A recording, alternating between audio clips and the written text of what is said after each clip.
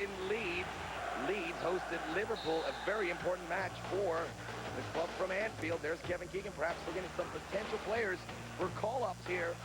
They have Euro 2000 matches upcoming. Early on, Jamie Redknapp sends it in. Lee Boyer sends it out. The last line of defense at Ian Hart, a great crosser of the ball, finds Darren Huckerby. Is it the first goal of Darren Huckerby's season in the Leeds uniform? No, it's not. His last touch, Rigobert Song, the defender, so it is an own goal, but Huckerby was there. Nothing really Rigobert Song could do. A little later, Liverpool looking to answer. Patrick Berger back to Titi Kamada, and the man from Guinea equalizes. No Michael Owen, but who needs Michael Owen when you have Titi Kamada? Then Liverpool looking for a winner in the second half. Berger, Robbie Fowler. Was it a Fowler goal? In fact, it was a Lucas Bradby own goal. And that's all Liverpool would need. They would leave victorious 2-1. In Riverside Stadium, Middlesbrough hosted Leicester City, and the visitors were in a sour mood because Emile Heskey early on scored the first goal. And Leicester came with a vengeance. Again, the cross, this time Tony Cottee. Leicester in charge, then Emile Heskey on the right side would set up his second goal, drawing the double team and then just filtering into the middle of the box. Here I am wide open.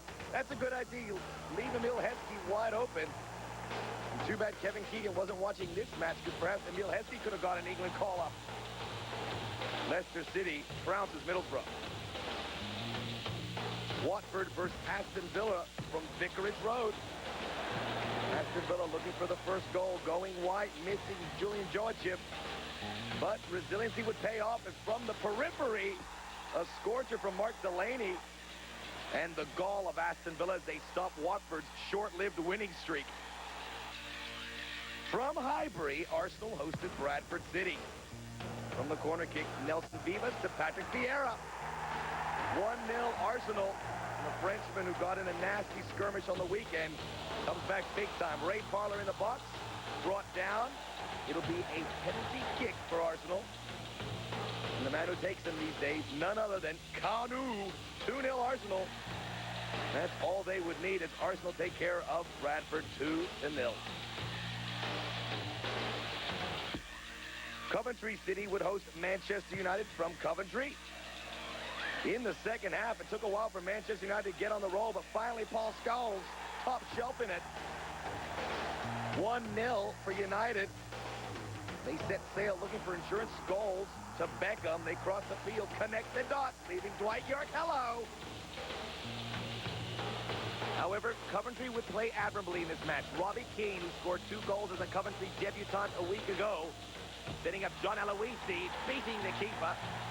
They would cut the lead in half, but that's as close as they got. Manchester United and Sir Alex defeating Coventry 2-1. From Goodison Park, Everton hosted Wimbledon. This would fall in the category of the bizarre. Everton, who found it so difficult to find goals last season, not today though. Kevin Campbell brought down in the box, setting up the first goal, which would be from the penalty spot. David Unsworth missed the first time, but he got a second shot at it. Poor defense there by Wimbledon. And David Unsworth gives the Merseysiders a 1-goal advantage. But there would be more. Touch on former England international Nick Bombi beating the keeper. 2-0 Everton. But there would be more. This time, Kevin Campbell getting loose. He'll set up Francis Jeffers coming in. He would get number 3. Everton in complete and utter control. He has set up the dive. And finally, Kevin Campbell says to himself, hey, if Nick Barmby's going to score a goal, I better get on the scoring sheet or people will start asking questions. And that's exactly what the killer does. Kevin Campbell, what a find he has been for Everton. They win it 4-0 over a troubled Wimbledon squad. Newcastle United versus Sunderland. From St. James's Park, will Newcastle United finally get off the schneid? The little through ball, Kieran Dyer. Am I onside? Oh, yes, I am. 1-0 Newcastle United. They always take the lead, but they always find a way to lose it. Would they do it again in the downpour? The answer to that question would be yes. Sunderland equalizes. And as if the misery in St. James's Park isn't bad enough, now the fans have to deal with this downpour. It goes from bad to worse for Newcastle United supporters. And for Ruud Gullit, for that matter, and then a man who didn't start, surprisingly, Alan Shearer comes out in the second half to rally the troops. Still 1-1 as the downpour would continue, and in earnest. Sunderland to throw in. This would come up. Unable to touch it the first time. The turn, oh boy, 2-1 Sunderland, these bitter rivals. And Kevin Phillips scorching it in there. He's up for England. Alberto Solano would try all the heroics he could to get the equalizer there. This ball caroming up the crossbar. But it wouldn't be the day for Newcastle United again. Sheffield Wednesday versus Derby County. Rory Delap charging up the left side. Cut in, one look, goal for Derby. Sheffield Wednesday have been appalling this season, crossing inside the box. Oh, the keeper didn't see it. And Dean Sturridge with a great footwork gives Derby County a 2-goal lead and a 2-goal victory as Sheffield Wednesday continues to spiral down.